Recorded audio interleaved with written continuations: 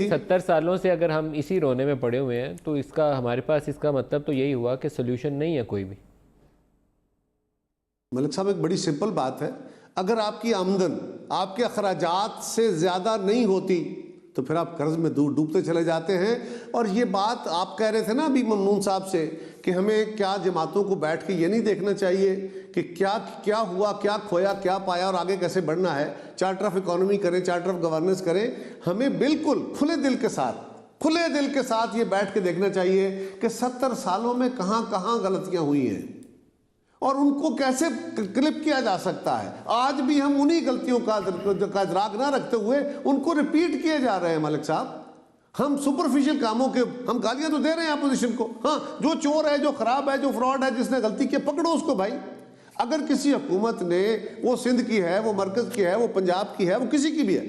اگر اس نے پیسے کا مس یوز کیا ہے، اتنے ہزار ارب کدھر گیا، تو بھائی آپ گورنمنٹ میں بیٹھے ہو، آپ اس کا آڈٹ کرا لو۔ جو اسٹیٹ بینک کی تازہ ترین رپورٹ میں ہے قاہرہ صاحب، ان کو دیکھ کے تو مجھے خوف آتا ہے کہ پاکستانی عوام کے ساتھ بنے گا کیا۔ ہر بندے کو خوف آ رہا ہے۔ 45% ڈیولپمنٹ سپینڈنگ کاٹی گئی ہے، 45% جو ترقیاتی اخراجات ہیں اس کو کاٹ دیا گیا ہے، اور جو خسارہ ہے ہمارا وہ 100 ارب بڑھ گیا ہے پہلے 3 ماہ کے اندر۔ تو ہمارے پاس حل کوئی نہیں ہے، ہم ہوا میں جتنی مرضی تلواریں چلا لیں، جتنے مرضی دعوے کر لیں، ہم ڈائریکشن ایسے فی الحال مسائل کے اندر گھرے ہوئے ہیں۔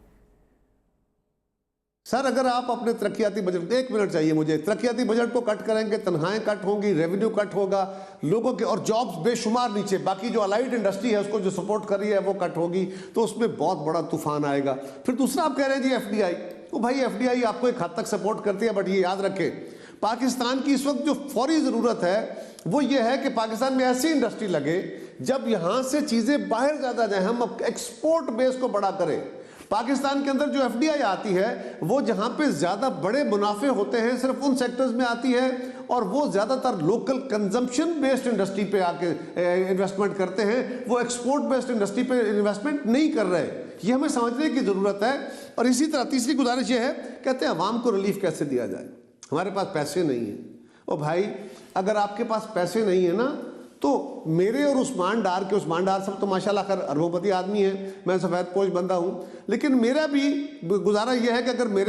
میری انکم اسی طرح رہی، میرے اخراجات بڑھ گئے ہیں تو میرے پاس کشن تھا تو میرا گزارا ہو رہا ہے۔ ذرا ہاتھ تنگ ہو گیا، بڑے آدمی کو اور بہت مشکل نہیں ہوگی، لیکن جس بندے کا ٹوٹل تنخواہ میں چھوٹے چھوٹے کاروبار کر کے گزارا تھا دیہڑی داری میں، جو پاکستان کے 16-17 کروڑ لوگ ہیں، ملک صاحب ان سے پوچھئے نا، ان کو اگر آپ یہ کہیں کہ جی ہمیں تو پیسے نہیں مل رہے اس لیے ہم آپ کو ریلیف نہیں دے سکتے، تو بھائی آپ جس کلاس کے پاس ہے، جس کو آپ کے وزیر اعظم روز کہتے ہیں ان کو نوٹ بنانے دو، دولت بنانے دو، دولت اکٹھی کرنا کوئی جرم نہیں ہے، وزیر اعظم صاحب کہتے ہیں نوٹ بنانے دو، ویلتھ جنریٹ کرنے دو۔